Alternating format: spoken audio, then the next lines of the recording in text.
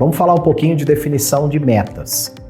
Toda meta é definida dentro de um contexto, bom e ruim, contextos favoráveis e desfavoráveis. Começo de ano, meio de ano, final de ano, tudo isso é contexto que existe a definição de uma meta. Aqui a gente colocou um contexto desfavorável, portanto um contexto que gera atenção. Quando a tua meta ou a meta da sua operação de outbound, ela é definida em cima das necessidades da operação e principalmente em cima do CAC, o custo de aquisição de clientes, isso gera atenção. Até porque dois players de um mesmo mercado pode ter CACs diferentes. O CAC, de um modo geral, ele é um resultado de gestão. Uma gestão boa e uma gestão ruim. Gestão que eu digo administrativa financeira. Aqui a gente colocou 4 situações que podem impactar negativamente no CAC da empresa. Por exemplo, equipe inflada, muita gente na equipe, contratos com fornecedores quando eles precisam ser revistos, linha de crédito em excesso ou em falta, isso impacta no CAC, e erros de precificação do serviço. Tudo isso vai para o financeiro, chegando no comercial e finalmente bate ali na diretoria, nos closers e no SDR. E aí quando chega na equipe de pré-vendas, chega com toda aquela carga de o famoso 100 ligações por dia, né?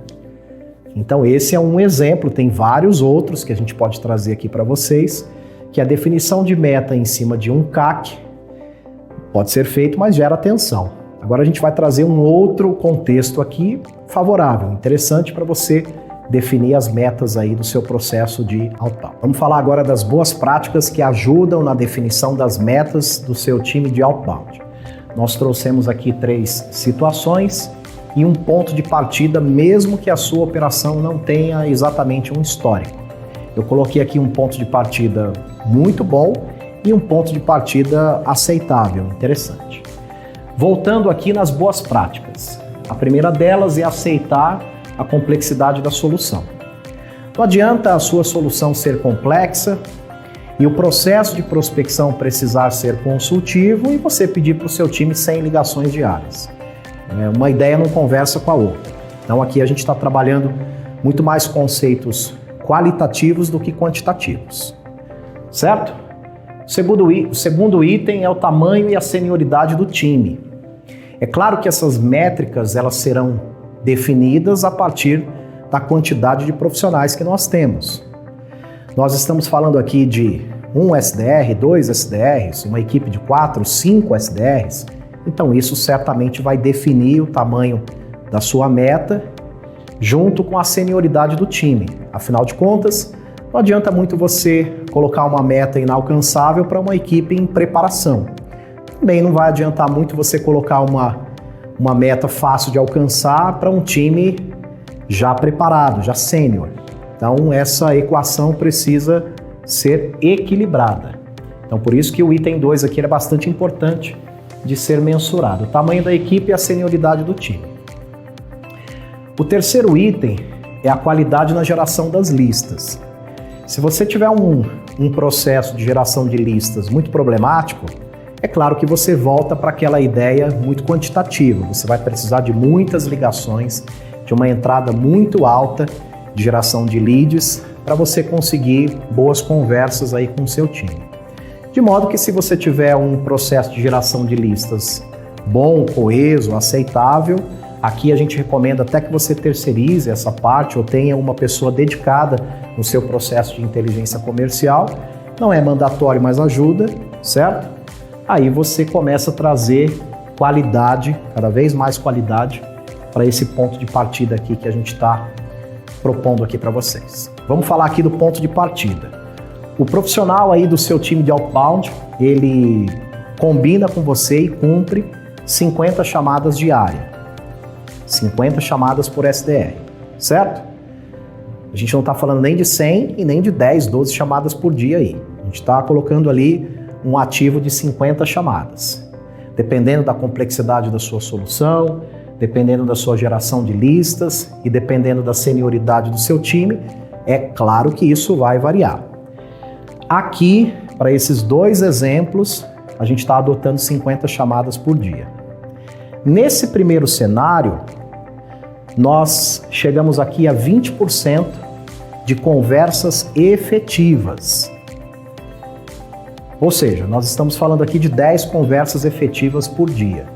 Se você pegar essas 10 conversas e multiplicar por 22 dias úteis, você tem ali um ativo de 220 conversas, boas conversas por mês, e você, trabalhando com uma taxa de conversão de 10% de oportunidades para o time de closers, você leva ali para o funil de oportunidades 22 oportunidades, ou 22 leads, ou 22 possibilidades de vendas, certo?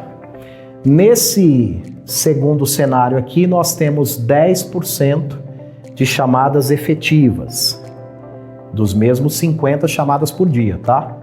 Nesse cenário aqui, você leva 5, você ativa 5 conversas por dia, e em 22 dias úteis você chega a 110 conversas efetivas, levando 10% disso em oportunidades para o seu time de closers.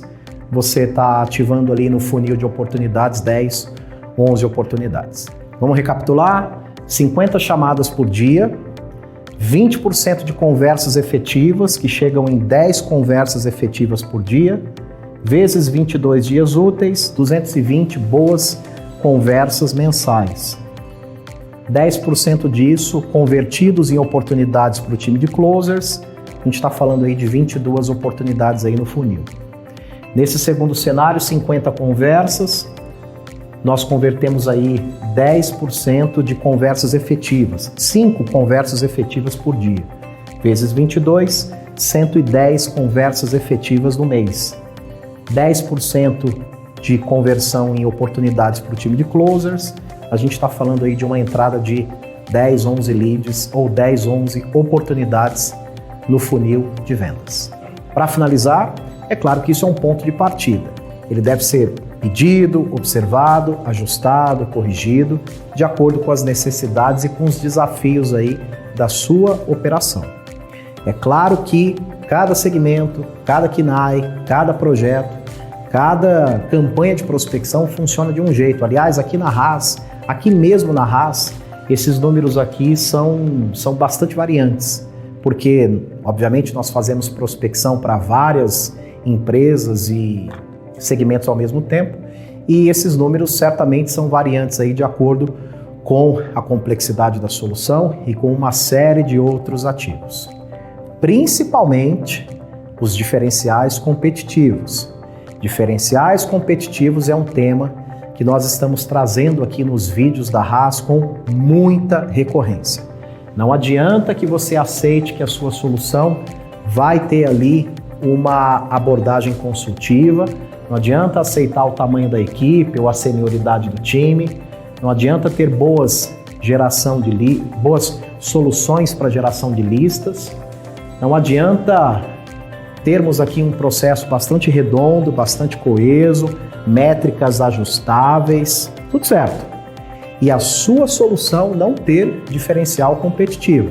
Uma equipe de outbound, ela está trabalhando quase sempre em empresas que já estão no seu concorrente, já trabalham com o seu concorrente, não conhecem a sua empresa, não conhecem a sua marca, não conhecem a sua entrega.